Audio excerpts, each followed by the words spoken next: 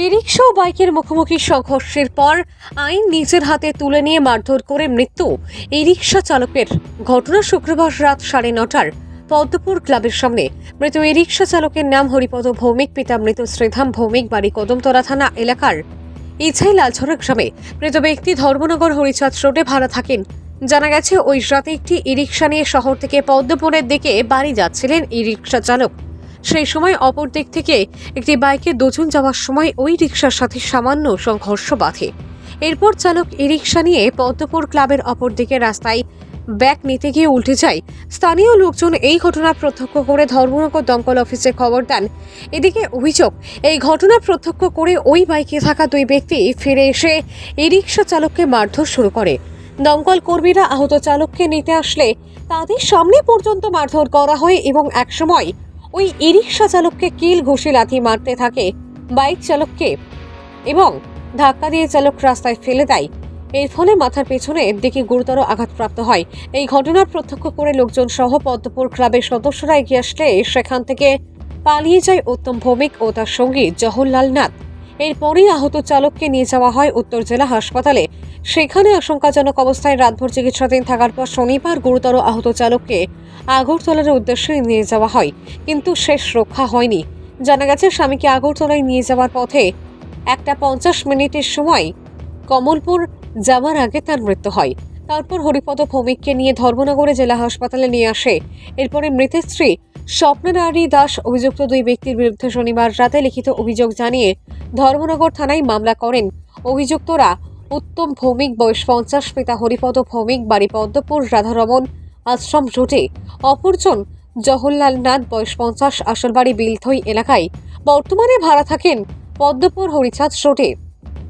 জানা গেছে, প্রথমজন টিআরটিসির গাড়ি চালক এবং দ্বিতীয়জন জেলা পুলিশ সুপার অফিসে ক্লার্কের দায়িত্বে রয়েছেন। এই ঘটনায় দ্রুত আইনি পদক্ষেপ গ্রহণ করার দাবি জানিয়েছেন ধর্মনগর শান্তিপ্রিয় জনগণ। এই ঘটনায় লিখিত অভিযোগ পেয়ে রাতেই অভিযুক্তদের আটক করতে মাঠে নামে পুলিশ, কিন্তু পুলিশ তাদের খোঁজে পায়নি। বর্তমানে অভিযুক্তরা পলাতক বলে জানিয়েছে পুলিশ। এই ঘটনার বিষয়ে ধর্মনগর থানার অফিসার ইনচার্জ এস কণ্ঠ বর্ধন থেকে জানা গেছে, লিখিত অভিযোগ মূলে অভিযুক্ত দুই ব্যক্তির বিরুদ্ধে ভারতীয় ন্যায় সংহিতা আইনের 126(2)(3)(3)(5) ধারায় একটি মামলা গ্রহণ করা হয়েছে, যার নম্বর 10/2025। ধর্মনগর থানা রবিবার জেলা হাসপাতালে ময়নাতদন্ত শেষে পুলিশ মৃতদেহ পরিবারের হাতে তুলে দিয়েছে। ঘটনার তদন্ত শুরু করেছে পুলিশ। ভানুচন্দ্রের রিপোর্ট, আসাম প্রাইম নেটওয়ার্ক। আমরা কল করছি, হ্যাঁ, কল পাওয়ার পরে আমরা যে দেখলাম যে টমটমটা সামনে দাঁড়ানো অবস্থায় আছে, এর উপরে ঠেলাঠেলি দেখলাম। এরপর কে বা কারা, আমি নাম জানি না, যদি হঠাৎ করে আমি ডাক্তার দিতে আমরা তাড়াতাড়ি টাকা লইয়া গাড়িতে উঠাইয়া লইয়া কারেন্ট দিছে ওই যে আপনারা সামনে দেখা যাবে।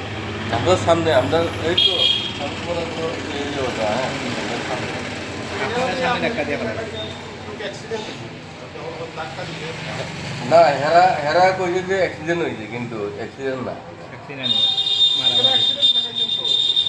হ্যাঁ, এগুলো তো এই ঘটনা শুনছি আমরা। আমরা তো এইভাবে আপনারা অ্যাক্সিডেন্ট শুনিয়া গেছিলেন না? আচ্ছা, মারামারি দেখা গেছে যে এর পরে ঠেলাঠেলি বিভিন্ন ধরনের, এরপরে এই জায়গাতে ডাকাতি মেন রোডে। এটা কোন জায়গাটা তুইছে?